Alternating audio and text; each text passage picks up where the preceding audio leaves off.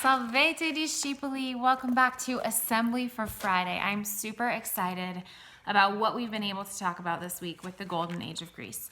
I hope that you find it to be interesting as well. So, if you'll remember, we have gone over the dramatists, comedy, tragedy, all the great things that they've done for plays.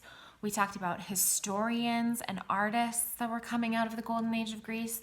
And then yesterday we started to talk about philosophy. Remember, the love of wisdom, where they were just wondering, what is this life we're living? What does it mean? What is it for? How should it look? And we had the great father of philosophy, Socrates, who led the way by asking questions and showing people, showing those sophists who are claiming to be wise, but really just trying to win an argument, you don't even know what you're saying. You need to understand what you're saying, okay? And this is something we can start to do as humans, and we should do as Catholics, right? Reflect on, why do I think that? Why do I feel that way? And you can start it when you're little. I was thinking about it this morning, and I was thinking, when I was little, if my brothers got the last cookie, I'd be like, that's not fair. Now, I love cookies, you know that. But why wasn't it fair? Why did I think that wasn't fair? I wanted it, but that doesn't mean it's fair. It means I want it, okay? So if I had been Socratic, which you can start being, I would have stopped for a second and said, why don't you think that's fair? And I wouldn't have been able to answer that question by saying, because it's owed to me, or it's my due as the only daughter. I couldn't have said any of those things because that's not the reality. I just wanted it for myself. And so this is a great way to be reflective and see that we're growing in virtue, is to be Socratic, to always be asking, what do you mean by that? Or why do you think that? Okay? So you can be Socratic with yourself. You could even encourage each other in your family to be Socratic. So if someone says, I want to go first in the game, you could say, hey, be Socratic. Why do you want to go first? Okay? Not in a sassy tone. Kind tone, but just say, why? Tell me why you should go first and not me. And you can start asking those questions, and then we can get to deeper and deeper questions, okay? So hopefully you're seeing the effects of this golden age. It still touches us today. Socrates touches us today. And now we're going to talk about the fact that his student and his student's student touch us even more deeply. Okay, so Socrates, I'm going to show you this picture of the School of Athens. Socrates is this guy over here asking questions. His student was Plato. Now, Plato wrote the book that we learn about Socrates from, okay? He's affected a wide range of thinkers, even to our time, and one of those thinkers was St. Augustine, who we say was probably the best thinker, the smartest thinker in the first 1,000 years after Jesus. Okay, and Augustine learned a lot from Plato. So Plato learned from Socrates, and then Plato also had his own ideas. Okay, and listen to his ideas and see how these sound to you. So he believed that the material world, that means the world out there that you can see, the world that you can touch, the world you can taste and hear and feel, okay, he says it's filled with error. It is imperfect. It is not perfect. Okay, that's Plato. He says this world is not perfect. And then he said, but there's another realm, and he thought of it like a heavenly realm, where things are perfect, where there's perfect truth, where there's perfect justice, where there's perfect goodness, perfect beauty, okay? So he's saying all of these things have some form that is perfection, and we're just reflecting that kind of in a broken way, in an imperfect way here on earth, okay? And he even said, not just there's perfect beauty, the sunset is beautiful. It's a reflection of that perfect beauty, but he'd be like, there is a perfect chair, and every chair on earth is a reflection of that perfect chair. It's not the perfect chair, but it's modeling that somehow. Okay? Now, if we take that to the Christian view, think about it. Is this world out here imperfect and full of error? Yeah, because of sin, right? We can see it. Sin affects everything on earth. Right? We all have to work. We have to toil. There's weeds growing. There's spiders. Okay. You know how I feel about spiders.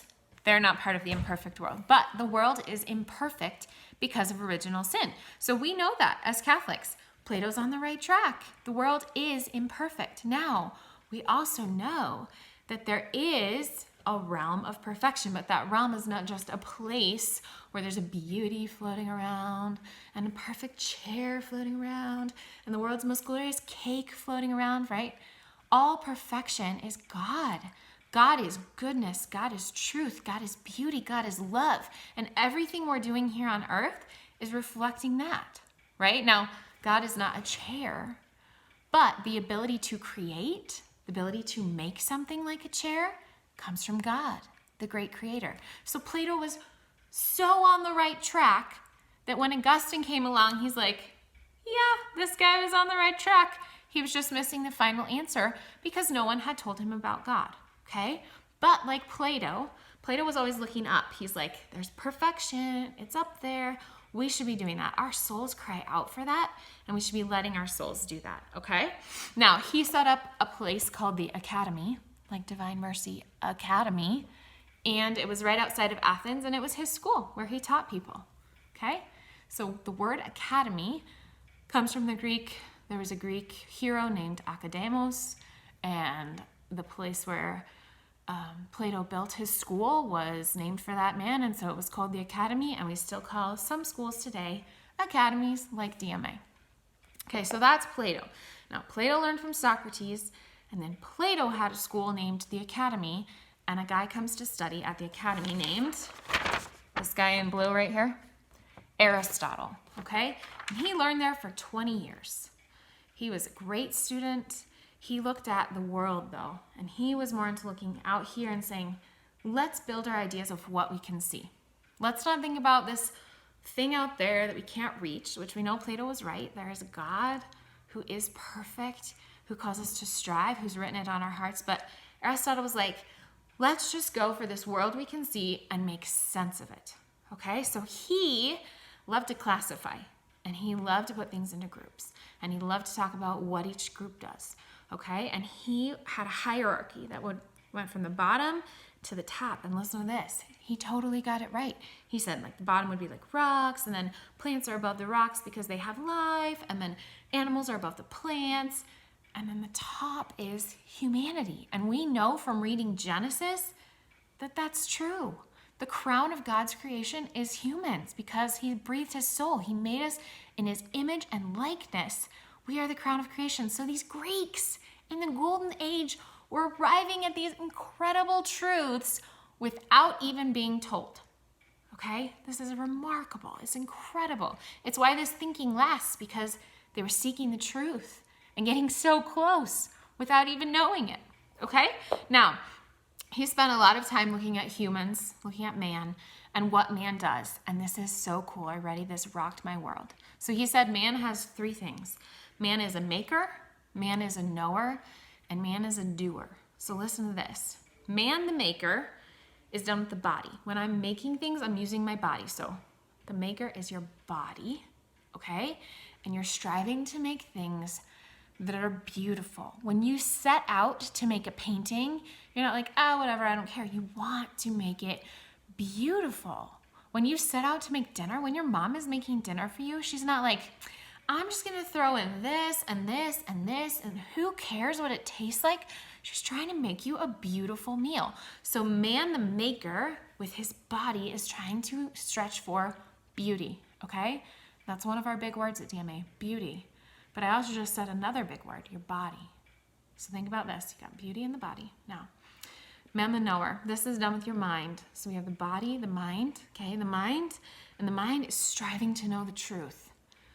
Right? When I learn math, it's not just because I think numbers are cool. I want to see how numbers relate and get to the truth of the matter. I want to know 2 + 2 is 4, not 2 + 2 is whatever I want. I want the truth. Okay, so body goes for beauty. Mind goes for the true. And then your soul, this is the doer. This is the part that reflects God. We're striving for goodness. That's our life of virtue. The way that we behave comes from our soul, right? Even if I hit somebody with my body, it's really an action that's coming from my soul. It's coming from a selfishness or an anger or an unkindness, okay? So think about this. This is so amazing. He said, you have man the maker, man the knower, man the doer. your body, your mind, and your soul, and those things go for beauty, truth, and goodness. We still do that at DMA. We are still striving for those things. And this philosopher arrived at this hundreds of years before Jesus even got to earth. Isn't this incredible? Okay, I get too excited. Now, Aristotle goes off and is the private tutor, the private teacher of a man named Alexander the Great. And you're going to find out in these last few weeks that Alexander the Great comes in from Macedonia, conquers the Greeks, but he takes what he's learned from the Greeks, from Aristotle, and spreads that way of being throughout the entire Mediterranean. And then you're going to find out the Romans come in and conquer, but they actually adopt a lot of what the Greeks have done. So this Greek world we've set up is the world that paves the way for the Catholic Church. Okay? It paves the way for Jesus and the Catholic Church, and then the Catholic Church that saves civilization during the Middle Ages. Okay, so like that chart Mr. Braga Henry showed you, like this led to this, led to this, led to this. This type of thinking that Aristotle gave to Alexander the Great is exactly what set up that world. Okay? Now, it also affected the greatest thinker of the last 1,000 years. So I said St. Augustine is probably the greatest thinker of the first 1,000 years of our faith. The greatest thinker of the second 1,000 years is St. Thomas Aquinas. And he took all kinds of stuff from Aristotle. He was like, oh yeah, love that, that's true, that's true, that's true. Including one idea called the prime mover, where he basically said this: the world had to come from someone. It can't just have appeared. Because if I go back and I say, oh, it started with a cell, I have to say, well, where did that cell come from? Oh, the cell came from water. Well, where did the water come from? Oh, the water came from air. And I go back and I go back and I go back, and eventually I have to get to someone who started it all. And Aristotle knew that. And Thomas Aquinas said, yes, and that someone is God. God is the one who started it all. So he was able to take all this beautiful thinking from ancient Greece and all this beautiful revelation that came through the Israelites and then Jesus, and put it all together in a beautiful book called the Summa, which is the sum of our faith. Okay, so I want you to think about this. Look at the effects of the Golden Age. It changed the world. It changed the church, in a sense. Not in the sense that, like, it made the Catholic Church different than it would be, but it gave us another way to explain ourselves to people, another way to point people to Jesus Christ, because we could say, it's not just this. It's not just what God revealed to the Jewish people. It's that and a whole way of thinking that came from people who never even heard of Jesus. Okay? And we were able to put those two things together, and it's been incredible for the Catholic faith and you children of DMA. Because not only are you affected by all this great thinking, but you are still a reflection of body, mind, and soul. We are doing what Aristotle knew humans were called to do at DMA every day. We strive for the true, the good, and the beautiful. We strive to be great in body, mind, and soul for God. All right. I love that. I love that. I love that. I hope you realize how much I love that, because these are things you guys are getting to learn at a young age. I didn't learn this till I was a grown-up, and it has blown my mind in a way that, like, makes me want to cry, because I'm so grateful to God for his perfect plan. His plan where he took a little group of people on an island in the Mediterranean and gave them a way of searching out truth that has affected us today. That's incredible. All right, let's start our Friday with prayer. In the name of the Father, the Son, and the Holy Spirit, amen. Our Father, who art in heaven, hallowed be thy name. Thy kingdom come, thy will be done on earth as it is in heaven. Give us this day our daily bread, and forgive us our trespasses, as we forgive those who trespass against us. And lead us not into temptation, but deliver us from evil. Amen. Hail Mary, full of grace, the Lord is with thee. Blessed art thou amongst women, and blessed is the fruit of thy womb, Jesus. Holy Mary, Mother of God, pray for us sinners now and at the hour of our death. Amen. Glory be to the Father, and to the Son, and to the Holy Spirit, as it was in the beginning, is now, and ever shall be, world without end. Amen. Remember, O most gracious Virgin Mary, that never was it known that anyone who fled to thy protection, implored thy help, or sought thy intercession was left unaided. Inspired by this confidence, I fly unto thee, O Virgin of Virgins, my Mother. To thee do I come, before thee I stand, sinful and sorrowful. O Mother of the Word incarnate, despise not my petitions, but in thy mercy hear and answer me. Amen. Most Sacred Heart of Jesus, have mercy on us. Immaculate Heart of Mary, pray for us. In the name of the Father, and the Son, and the Holy Spirit. Amen. All right, have a great Friday and a wonderful weekend.